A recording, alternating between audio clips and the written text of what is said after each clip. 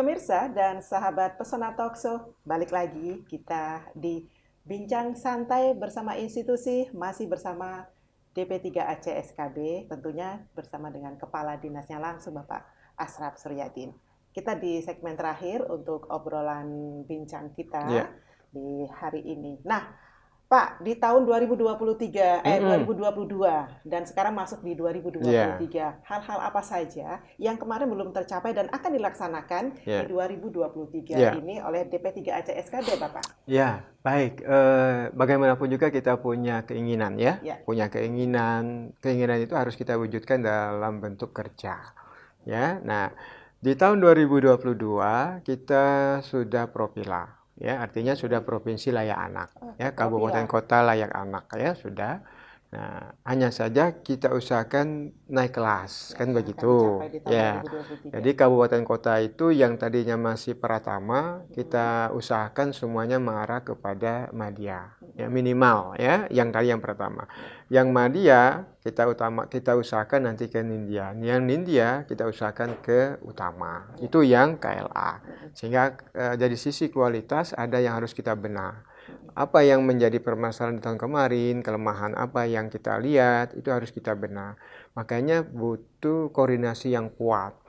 Ya, sebenarnya kita itu kalau ingin, karena prestasi yang diperoleh itu bukan prestasi yang diperoleh oleh DP3 JSKP, Mm-mm. ya, tetapi itu adalah prestasi yang diperoleh dari kabupaten kota dan provinsi. Artinya kerjasamanya harus betul-betul memperhatikan itu. Makanya ada kepala dinas di suatu kabupaten itu menyatakan, udahlah Pak, kami hanya cukup sampai di sini. Nggak taunya kepala bupatinya maunya ingin lebih baik, ya kan? Makanya kata saya, omongan itu adalah doa. Jadi jangan doanya kecil, doanya yang harus Harusnya besar, besar. kata saya kan. Mm-mm. Nah, mudah-mudahan tahun ini mereka akan bergerak dan saya harus bersama dengan teman-teman dengan tim ya berusaha semaksimal mungkin melakukan koordinasi terus. Ya, bila perlu kita langsung turun ya untuk mencapai KLA di tahun 2023 ini yang lebih baik ya.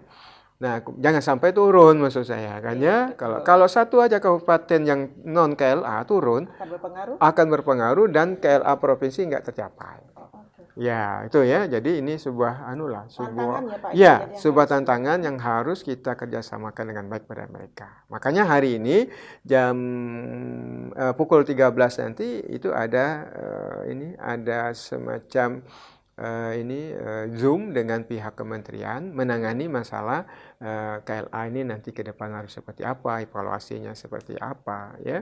Ya kalau bisa nilai itu jangan nilai kasihan lah, ya kan? berarti betul-betul nilai real Pak Iya, ya yang harus nilai ini ya, nilai dicapai kasihan itu tentunya. kalau misalnya angkanya 600, mungkin 602, itu kan angkanya wah ini ya Iya. nanti ke depan harus kita giatkan lagi. Kita harus pasang strategi ya, bila perlu nanti kita akan silaturahmi lagi dengan kabupaten kota dalam hal ini bupatinya atau wali kotanya ya. Mm, mm, mm, mm. Itu yang Propilakum dan di tahun 2023 kita ada penganugerahan Prahita Eka Praya. Nah, itu apa Pak? Nah, jadi ini untuk di tahun kemarin ini Mm, tidak dilaksanakan mm, kegiatan ini karena ada informasi apa itu ada proses perubahan penambahan indikator-indikator. oke. Nah, tahun ini insya Allah ada karena di bulan April kemungkinan kita sudah mulai bergerak Mm, ya untuk bisa mencapai itu. Jadi ini yang berkenaan dengan indeks pembangunan gender.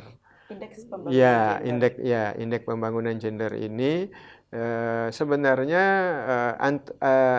mereka berharap adanya keseimbangan antara laki-laki dan perempuan. Kalau laki-lakinya tinggi, perempuannya sedikit, berarti itu ada ketimpangan. Sebaliknya kalau perempuannya banyak, laki-lakinya sedikit juga ada ketimpangan.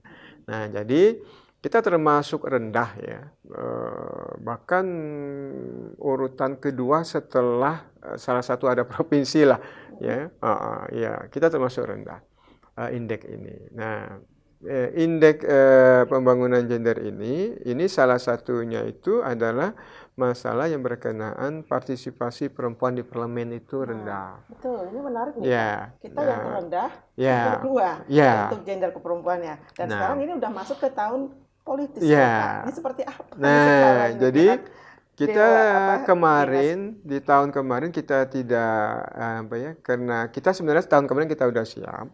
ya, tetapi karena ditunda dan dilaksanakan di tahun 2023, maka tahun kemarin kita sudah mengajak Dewan itu untuk berbicara juga, ya. Karena di kita itu di Dewan itu sebenarnya di Dewan Provinsi itu kan ketika pemilihan umum di tahun 2018 ya, apa 17 ya kemarin ya? 19. Ya, 2019 ya, itu ternyata kan yang berhasil itu kan hanya 2 orang. Ya, provinsi kita. Ya, dan itu pun ya setelah ada pergantian antara waktu bertambah 2 lagi ya perempuannya ya. 3 ya, karena yang satunya itu kebetulan PAW. ya PAW ya, jadi 3 orang. Berarti sekarang jumlahnya 4. Itu kan sangat minim sekali. Nah, kalau di dalam pencalonan mungkin iya, partai-partai ya 30% itu terpenuhi. Tapi setelah melakukan proses pemilihan, ya, nah ternyata nggak tercapai. Nah yang jadi masalahnya ini kan butuh waktu hampir 5 tahun itu kan selalu sama kan? Benar. Ya, tahun kedua setelah pemilihan umum itulah kalau dinilai kan nggak, kecuali kalau ada pergantian antara waktu lagi. Jadi kalau 30% dari jumlah anggota dewan itu berapa sekarang? 40 ya jumlah anggota dewan kita. 45. 45 misalnya. Ya, 45 itu kan butuh ya mungkin sekitar 15. Iya. 15 perempuan ya? Iya, kalau misalnya Berarti kita 45 belum belum. itu, Pak, ya. Nah, Ya, seperti apa nih kalau dari Bapak kalau untuk mensikapinya? 45 ya, kalau 45 kali 3 kan 15 kali 3 kan 45. Iya. Nah, berarti ya lebih kurang ya harusnya 15% ya. 15 orang. Nah, maka dari itu kemarin saya dengan teman-teman juga sudah ya sudah ini juga pertama kita melakukan semacam talk show dengan melibatkan ketua dewan, kemudian dengan melibatkan juga pihak ini anggota dewan yang perempuan, ya anggota dewan yang perempuan. Nah kemudian kita juga pernah mengundang partai yang menangani masalah perempuan. Partai menangani masalah perempuan. Ya, jadi partai maksudnya partai itu kan biasanya kan punya organisasi di dalam saya partainya mungkin ada yang menangani masalah perempuan. Kita undang mereka ke sini kan. Nah, makanya pertanyaan saya pada mereka, kenapa perempuan kok nggak milih perempuan ya, kata saya ya. Harusnya kan ya. Nah, yang jadi susahnya perempuan sekali dipilih malah perempuan nggak mau milih. Kenapa? Kata saya nggak ada yang mau milih. Ya itu tadi Pak, mungkin perilakunya, sikapnya, barangkali ya kan seperti itu. Karena mungkin ada faktor-faktor lain ya. Nah, oleh sebab itu kita akan dorong. Makanya kami untuk tahun 2003 ini kegiatan juga banyak melibatkan teman-teman di Dewan untuk melakukan sosialisasi, ya kan, masalah perempuan, masalah anak, masalah KTP, masalah kependudukan, masalah KB. Kita ajak juga mereka untuk bersama bergandeng dengan kita supaya mereka juga memiliki tanggung jawab juga terhadap rendahnya partisipasi perempuan di parlemen ini. Ya. Dan juga terkait pemilihnya juga untuk perempuan. Iya, ya. Nah, kemudian mereka juga diberikan pemahaman tentang masalah yang berkenaan dengan masalah perempuan, masalah kekerasan terhadap anak, ya, kemudian juga masalah KB segala macam nanti kita juga minta. Jadi kita berharap 1 tahun ke depan ini, apalagi menjelang pemilihan umum, nanti kan hak-hak perempuan. Bukan berarti perempuan itu tidak memperhatikan mereka, atau bukan berarti anggota dewan yang mohon maaf yang laki-laki tidak memperhatikan perempuan, enggak juga. Tetapi kan partisipasi politik perempuan ini ya minimal 30% itu bisa terpenuhi lah untuk di tahun 2024 ini. Boleh dibilang memang profesi Bangka Belitung untuk perempuannya masih rendah banget memang Pak ya? Iya, masih rendah. Belum pernah terlihat untuk partisipasi parlemen perempuannya itu. Iya. Siapa tahu nanti Ibu ikut ya, untuk partai mana saya nggak tahu tapi. Nah, ini jadi responsif gender ini kan, nah maka dari itu kita juga sedang melihat anggaran-anggaran yang ada yang mengarah kepada perempuan itu berapa misalnya kan, tingkatannya ada berapa persen misalnya. Nanti akan tahun ini akan kita kita minta kerjasama dengan Bapeda misalnya, ataupun dengan OPD-OPD terkait yang mengenai hak perempuan itu yang mana, hak anak itu yang mana, ya misalnya. Oh misalnya kami di tahun ini misal ada OPD misalnya ingin mendirikan tempat apa itu bermain ramah anak, mungkin masuk dalam kategori itu. Nanti berapa anggarannya, ya. Nah, memang di DP3 ACSKB ini kan posisinya kan dalam hal ini kan kita kan membantu pemerintah, walaupun dalam usaha kita itu kan, tapi sangat dilema sekali apabila perempuan dan anak tidak dipenuhi hak-haknya dengan baik, ya, termasuk tadi laki-laki juga sebenarnya. Nah, jadi itu ada beberapa hal yang harus kita persiapkan selain juga persiapan menjelang pemilu.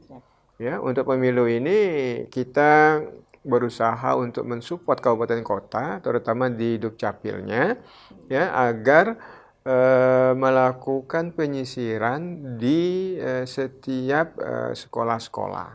Ya, jadi jangan sampai ada anak yang usianya 16 ataupun pada saat menjelang pemilu nanti sudah umur 17 tahun tidak terekam KTP-nya. Bahkan kemarin kami sudah melakukan semacam komitmen bersama dengan pihak ini lapas, ya, baik lapas narkoba, ya, baik maupun lapas perempuan dan anak maupun lapas yang umum, ya, untuk melakukan perekaman KTP apabila KTP-nya hilang.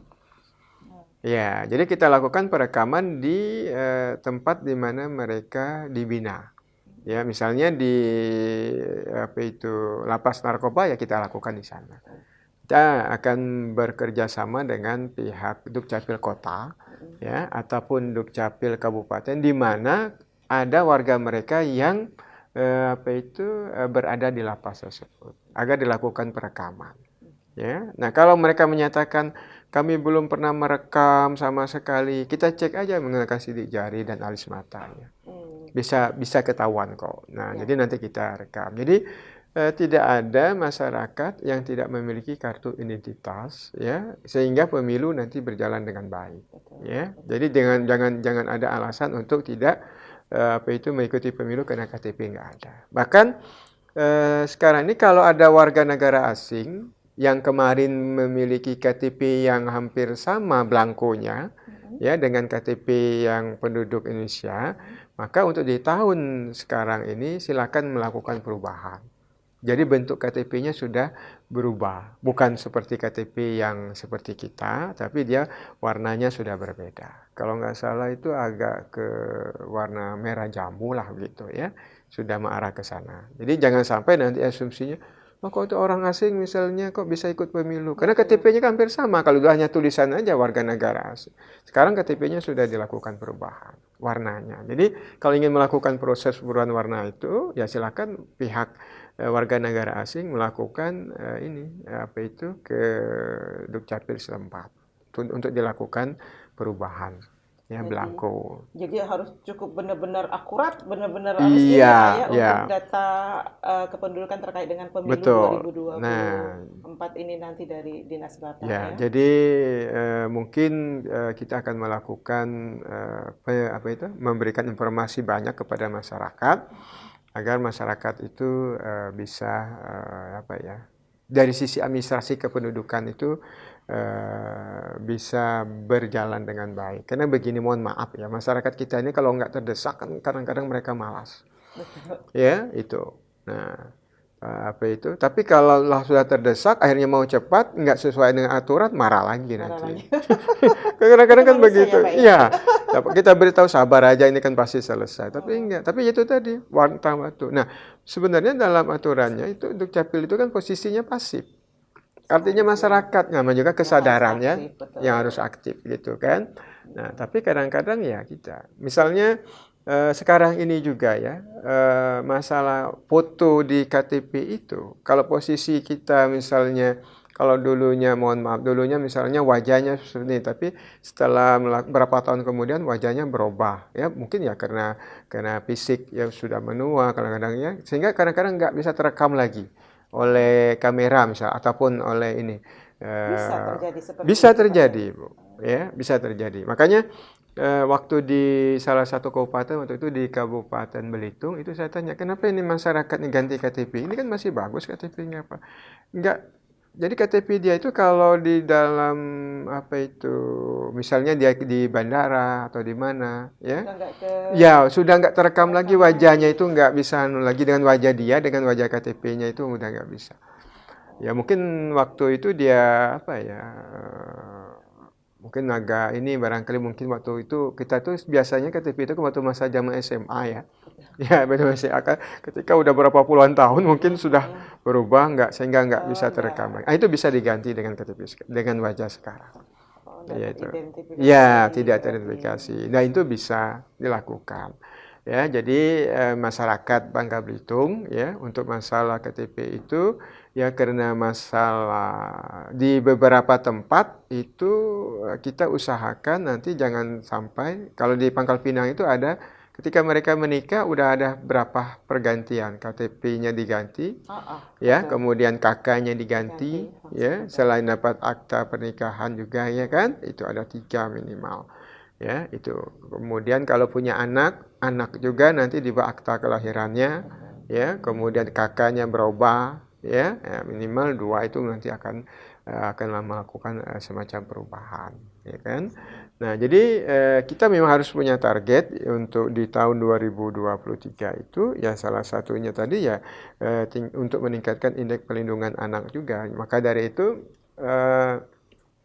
saya itu berharap begini juga kepada kabupaten kota yang sudah layak anak itu ya.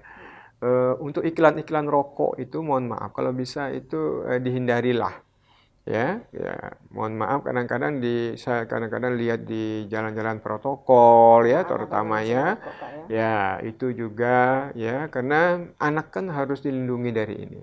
Ya, asap rokok. Perempuan juga harus dilindungi ya terhadap asap rokok. Tapi iklan juga cukup tinggi. Ya, itu di kota ya, di kabupaten ya sering kita perhatikan ya. Walaupun di situ ada gambar leher yang berlobang ya, ya mohon maaf aja tetap Nggak ngaruh aja. kayaknya, Pak, ya. Iya, tidak pengaruh. Nah, ini juga akan berdampak pada penilaian KLA ya dari sisi itu. Nah, kemudian kita juga akan memperbanyak nanti ke depan di tahun 2003 ini sekolah yang ramah anak. 2023 Ya, sekolah ramah anak. 2003 ya. Jadi sekolah ramah anak itu misalnya dari SD, SMP, SMA. Ya, nanti ini juga harus kita kerjasamakan juga dengan kabupaten karena SD, SMP itu kan punya kabupaten ya. Ya, artinya koordinasinya di kabupaten. Kalau SMA mungkin kita memang di provinsi. Nah, ini juga harus kita dengungkan. Jadi di sekolah itu tidak ada lagi kekerasan terhadap anak. Ya, guru nggak boleh lagi misalnya ngajar sambil merokok, itu kan nggak boleh. Contoh yang tidak baik. Ya, nggak baik itu ya. Nah, itu juga harus kita berikan pemahaman. Maka dari itu kami juga untuk melakukan berbagai macam pelatihan, workshop, ataupun nanti kami harus mengarah langsung ke inti permasalahan.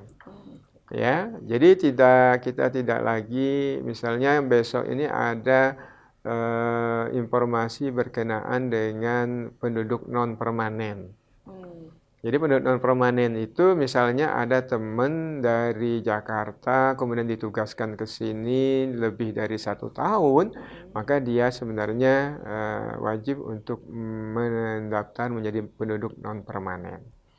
Non permanen itu tetap KTP-nya tetap di sana, ya tetap di tempat asli, tetapi dia kena tugas ya melakukan penduduk non permanen. Dan ini juga kami akan lakukan kepada perguruan tinggi untuk tahun ini. Ya, jadi mereka harus melapor. Ini penting untuk mengarahkan kepada pengambilan kebijakan nanti.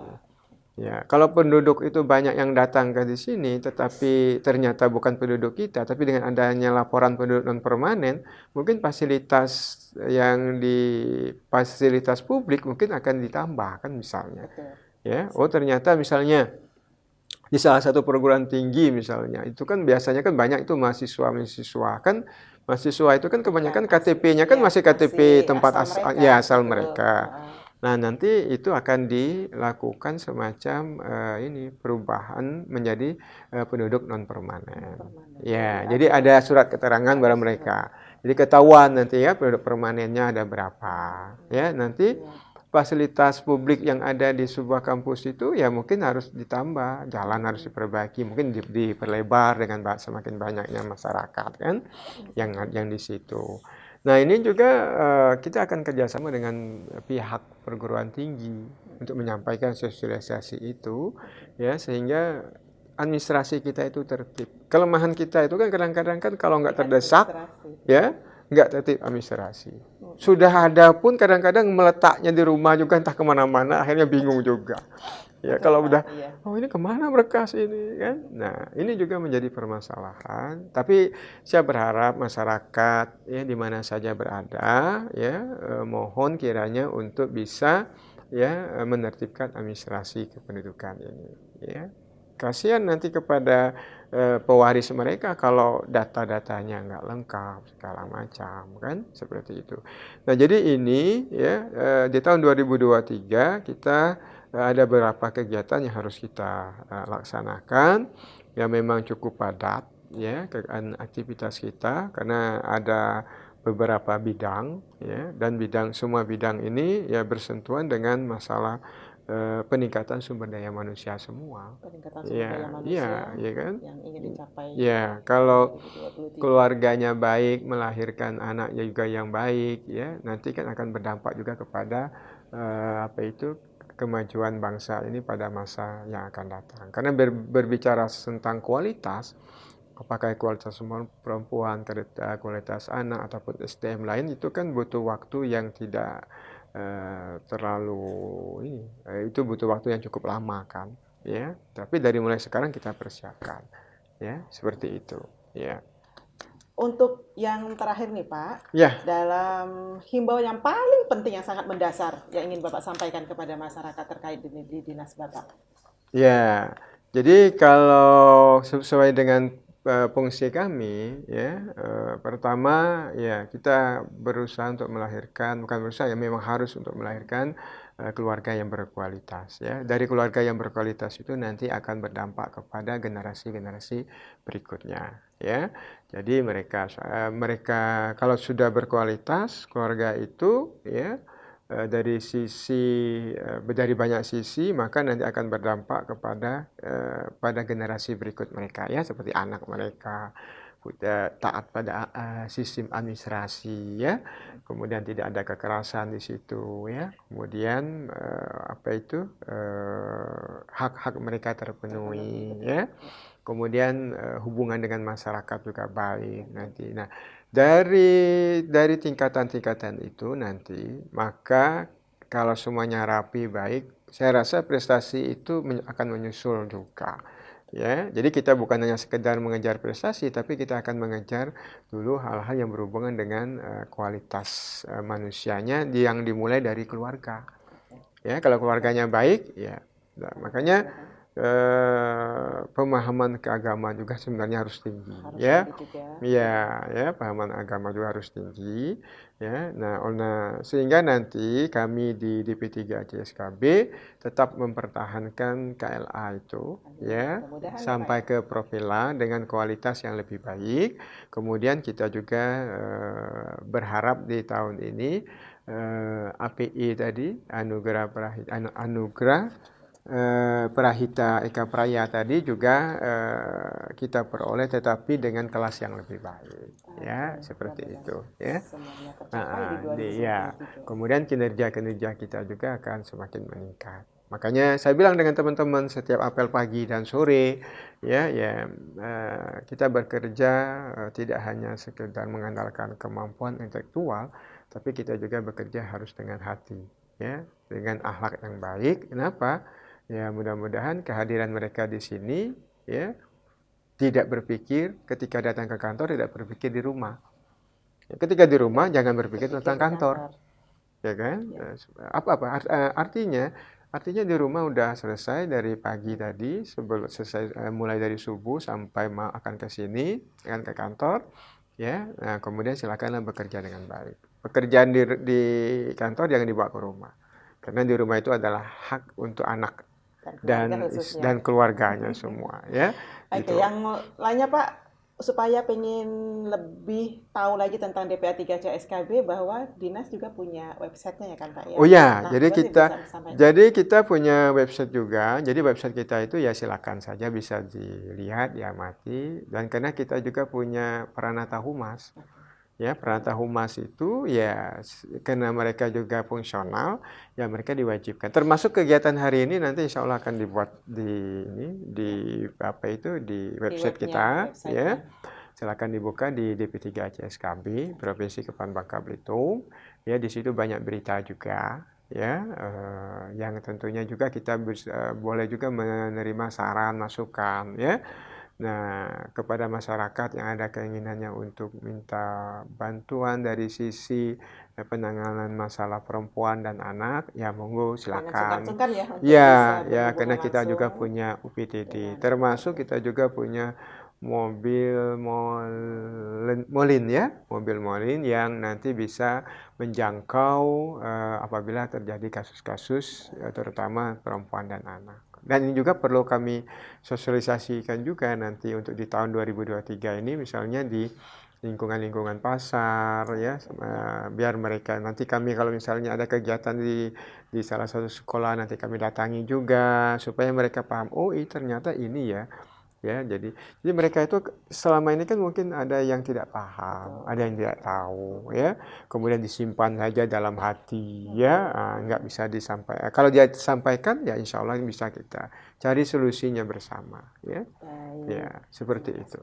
Ya. Pak Asraf, Oke, baik. terima kasih banyak ya. Disampaikan dengan jelas banget Ya. untuk peran dari dinas Bapak yang telah Bapak pimpin saat ini, tepatnya di DP3ACSKB, pemberdayaan perempuan, perlindungan anak, kemudian juga administrasi kependudukan, pencatatan sipil, dan juga pengendalian penduduk, dan keluarga berencana. Saya harus menghafal. Oh ya, karena saya juga sudah mengalami untuk menghafal itu. Ya, tapi alhamdulillah, enjoy ya, kita enjoy. Ya, itu. Ya, sahabat Pesona dan juga Anda semuanya pemirsa, kita sudah berbincang-bincang dengan Kepala Dinas DPA3CSKB Provinsi Kepulauan Bangka Belitung yang telah menyampaikan dengan jelas peran, fungsi, dan tugas dari Dinas DP3ACSKB dari perempuan, anak, dan juga sampai keluarga berencana, dan agar bisa menghasilkan keluarga yang berkualitas dari awal sudah dicatat kelahirannya sampai kematiannya pun juga sudah tercatat. Dan Anda jangan sungkan-sungkan apabila menginginkan tentang ada keluhan ataupun juga ada saran masukan, silakan bisa berhubungan langsung dengan Dinas DPA3CSKB ataupun juga Anda bisa buka websitenya DPA3CSKB Provinsi Kepulauan Bangka Belitung. Terima kasih, saya Isti Dewi, mohon pamit, kita sampai jumpa lagi dalam episode mendatang. Assalamualaikum warahmatullahi wabarakatuh. Waalaikumsalam warahmatullahi wabarakatuh.